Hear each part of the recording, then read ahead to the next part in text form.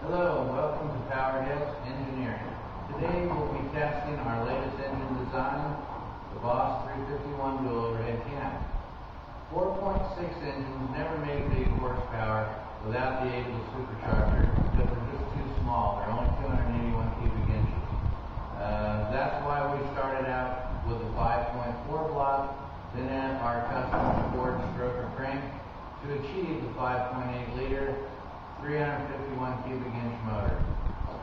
This particular engine is designed to be the ultimate resto mod engine. We start out with a high-tech dual overhead cam modular engine design, and then we add all the old school stuff onto the engine, like the Henry style valve covers. You got your single plane intake manifold. We run a Holley carburetor. Back here we have the Excel coil packs that fire all the spark plugs. Over here we have the XDI electromotive ignition module. Now what this guy does is allow you to run this engine without using a late model factory computer. So you can make all your timing adjustments with a screwdriver. It's very simple to use. It's very user friendly. It's very simple. So anybody that likes a pushrod motor, this is very easy to tune and use, just like any pushrod motor. This particular engine has all forged internals. It has special gapless rings to maximize the compression of the engine. The compression in this motor is 10.5 to 1. It is pretty high, and it's designed that way so that we can maximize the horsepower out of the engine. It will run 91 octane fuel. As a matter of fact, that's the same fuel that we're running in our test stand right now. And like I said, this motor will make over 500 horsepower. Which you'll find pretty darn hard to do that with a 4.6. You just can't do it. Now, here at Powerheads, we've built over 400 modular engines, and I can tell you the biggest problem with modular engines is they're just too small. That's why we made the DOHC 351. You'll notice that Ford has gone to the 5.4 in their GT500s, and the reason why is because you need larger displacement.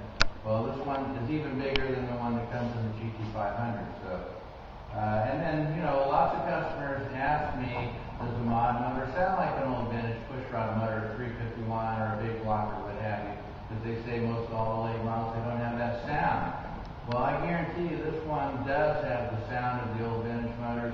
It is bad to the bone. It makes huge horsepower. You can't get that out of a late model motor. And we're going to fire this motor up right now. You can hear it for yourself. And here we go. Let's do it.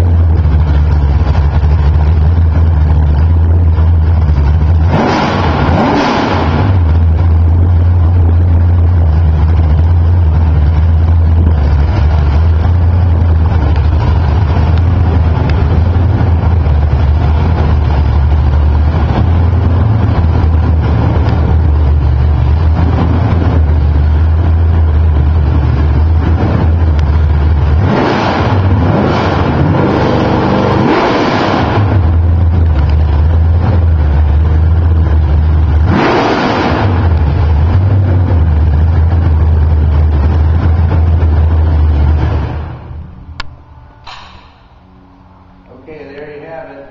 I'm sure that does not sound like a late model mod motor. This thing has over 500 horsepower, and it is bad to the bone. And I guarantee if you put this in your 69 or 70 Mach 1, when people open the hood at a car show, they're going to pass out. because you just don't see mod motors that look like this one. And now what makes it even better is all your aftermarket companies, they make front clips to put mod motors in 65 through 73 Mustangs. And in the front clip, you'll get your rack and pinion steering, you'll get your modern suspension, you'll get the motor mounts and the headers to drop this motor in those cars. So now there's no excuse, there's no more weird fabrication. It's a very simple swap to do that now. And if you have a late model car and you want one of these big mod motors, we do offer the Boss 351 for the late model fuel injection cars. Obviously, it'll have a different induction. It'll be designed for your late model. It'll have a different valve cover to fit in your late model to go with the coil on the wires. But this one right here is designed for the Resta mod, and if you buy one of these, I'm sure you'll be very happy. And that's it. Thanks.